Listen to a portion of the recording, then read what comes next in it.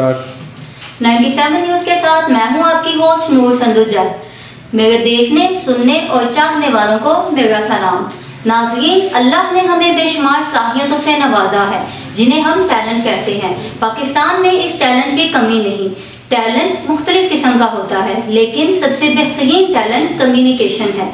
ऐसा अमल जिससे हम अपना पैगाम दूसरों तक पहुंचा सकते हैं। यही टैलेंट और यही अमल इस्तेमाल करते हुए हमारे प्यारे नबी हज़रत मोहम्मद सल्लल्लाहु अलैहि वसल्लम और कायद आज़म मोहम्मद अली जिन्ना ने आज का पाकिस्तान नतीजतन हमें दिया और लोगों को अपना पैगाम पहुंचाया। जी हाँ नाज़रीन, आज भी इसकी अशद ज़रूरत है। हमें आपकी राय की अशद ज़रूरत है ताकि हम बिगड़े काम संवार सकें।